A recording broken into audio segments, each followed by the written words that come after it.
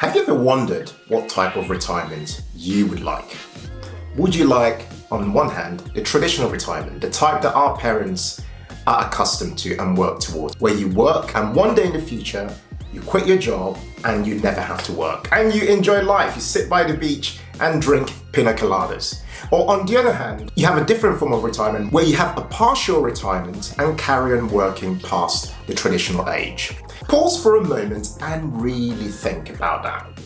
Today I want us to explore the question of whether millennials should be planning for retirement past the age of 65.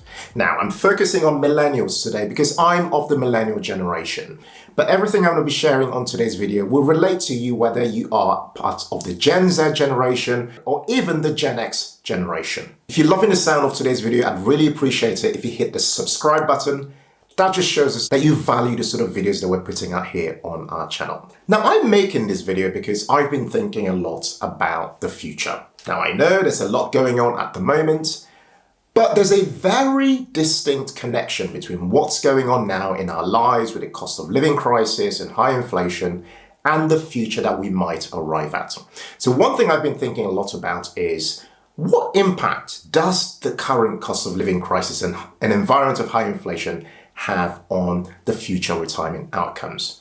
And in my view, observing the trends of today, the things that are happening to the people who are retiring this year, observing closely what's happening might offer us a bit of a clue for what we might have to expect in the future.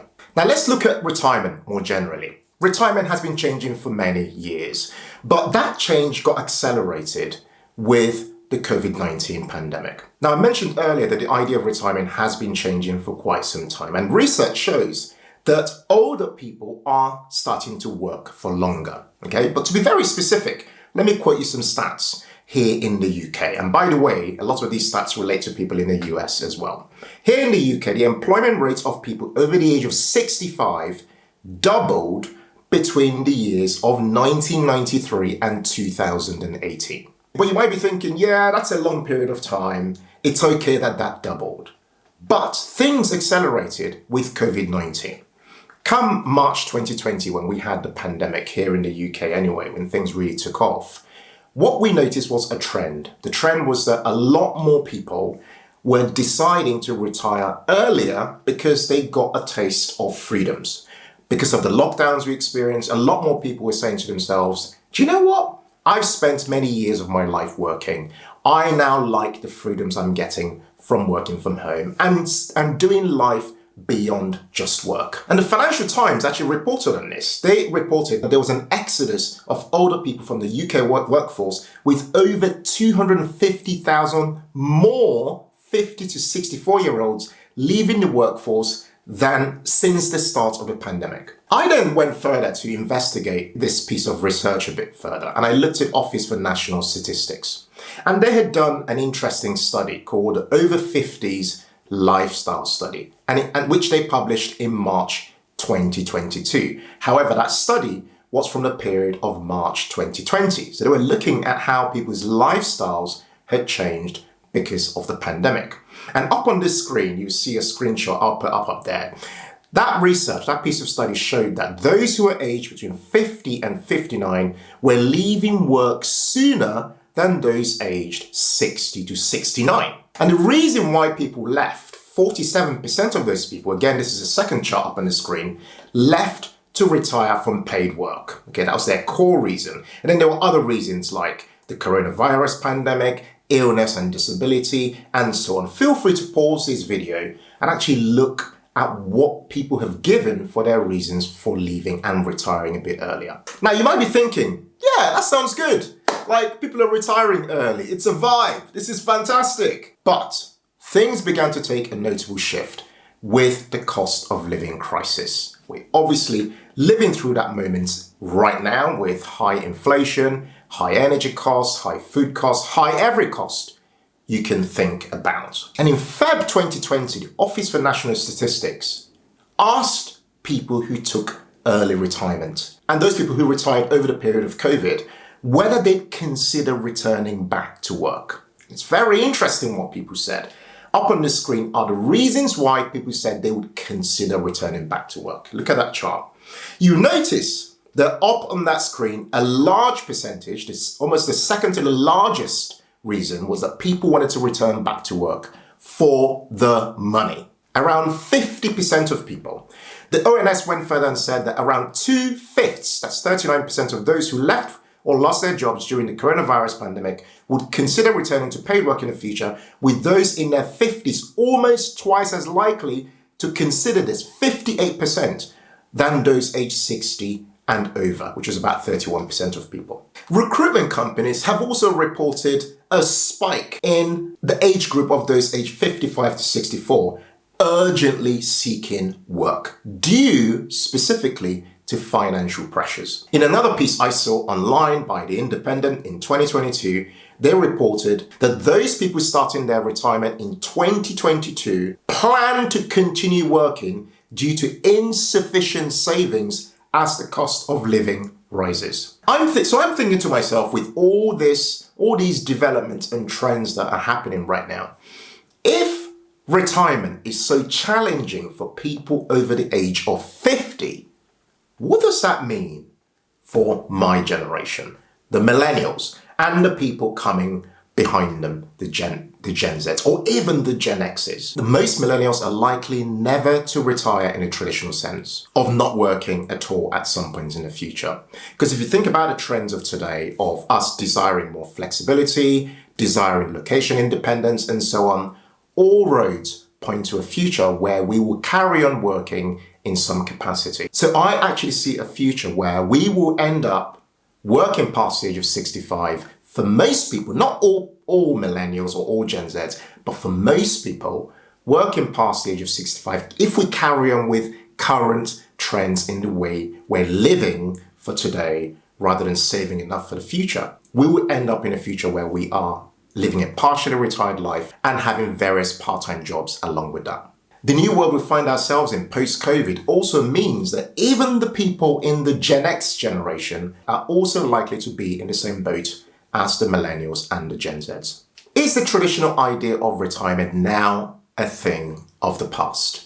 To help me further understand this, I wanted to go and look at some data around pension savings. Like, how much do people actually have in their pensions now? I understand that the people who watch this channel are above the average across the country, because you guys have been learning from our channel and probably from other personal finance channels. But bear with me, because these stats are actually truly eye-opening. Okay, so I went to PensionBee, who have done a study called the UK Pension Landscape, where they surveyed 65,656 customers in March 2021.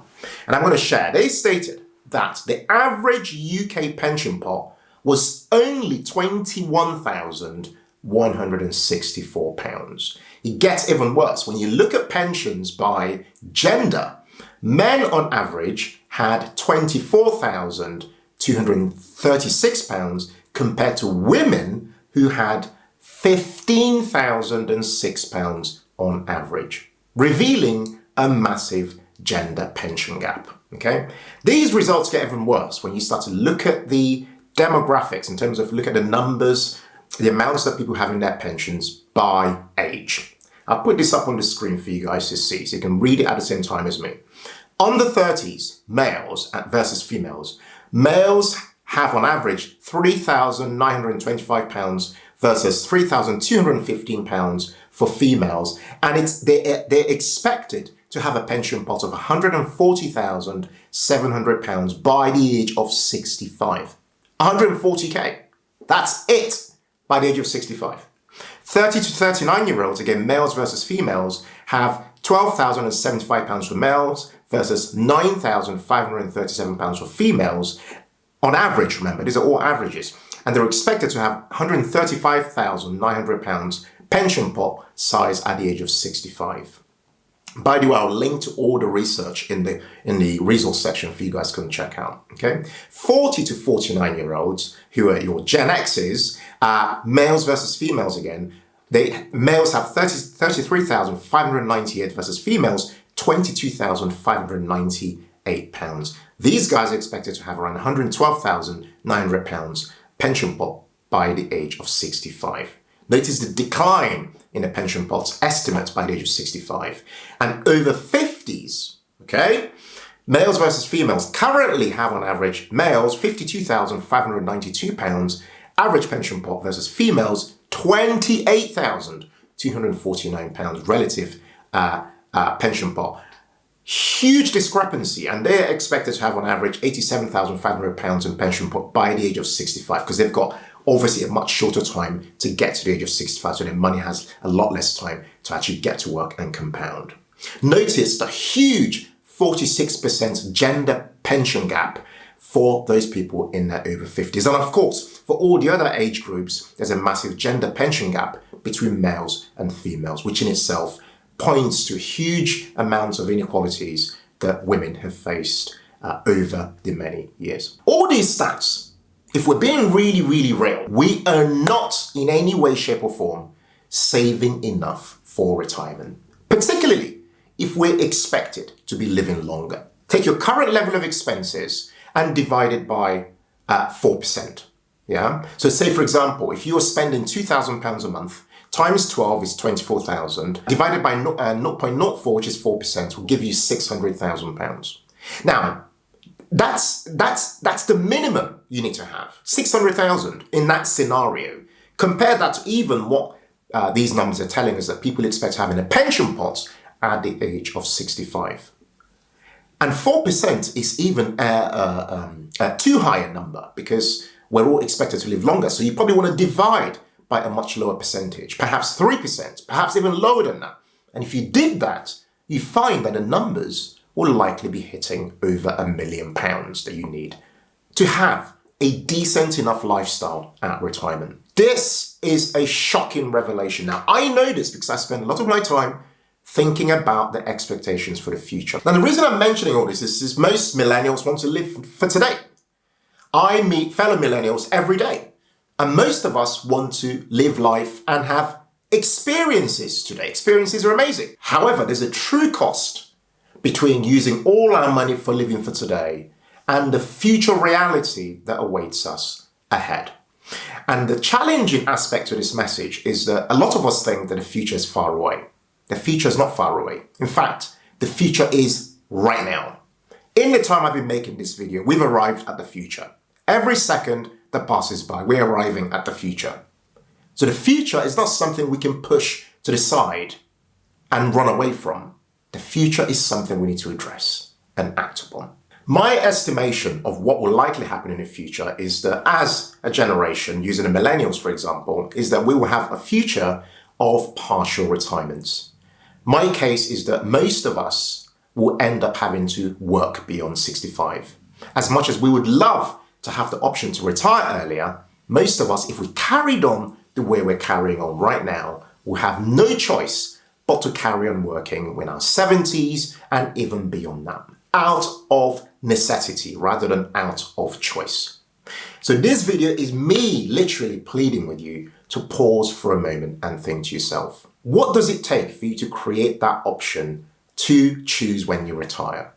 This is, of course, why we've created this channel. Everything we share on this channel is aimed at helping you pause for a moment and ask yourself, should I be delaying gratification at this stage of my life? Should I be saving more to prepare me for the future that I desire? This is why we talk about financial independence a lot, because FI creates an option for you to choose how you want the future to play out. The Department for Works and Pensions have stated that they expect the average UK worker to have around 11 jobs throughout their careers. This means that, each and every one of us watching this video will likely have 11 pension pots dotted all around the place. I spoke to someone last night who said to me that one of her biggest concerns is that at the back of her mind, she knows she needs to go and address various bits of admin, including dealing with her various old pensions. If you're one of those people, especially knowing that the Department for Works and Pensions are telling us that we'll expect to have 11 pensions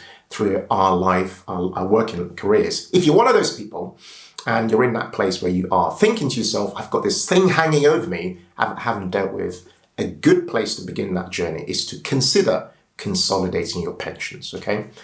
We have experience of using PensionBee as a company. I'm mentioning them. If you want to use them, they do it for free for you. So I'll put a link to them below as well as above for you to feel free to check out and go and investigate for yourself if this is something you want to go ahead and do. But that's just the beginning. My core message with this video is that we need to radically reassess how much we are saving and investing for retirement. Your savings rate is the single biggest indicator of the future retirement that you're going to have. So if whatever you're doing right now, aim to add another 10% to that. And that means really holding back and pushing back on the sort of lifestyle you've got today, knowing that the future ahead of you is one that will be brighter compared to what the stats are showing that you're likely to have. I hope today's video has forced you to actually pause for a moment and think about the future outcome you want. Remember what I said at some point during this video. The future is not far away. The future is actually right now. Guys, if you enjoyed today's video, I'd really appreciate it if you hit the subscribe button. That just helps us to get a signal that you are valuing the work that we put into our channel. Whilst you're at it, I appreciate you liking this video and sharing this with somebody else who you feel needs to pause for a moment and really seriously think about what their future retirement could look like. Thank you guys so much for watching today's video, and as always, in all things, be thankful and seek joy. Take care.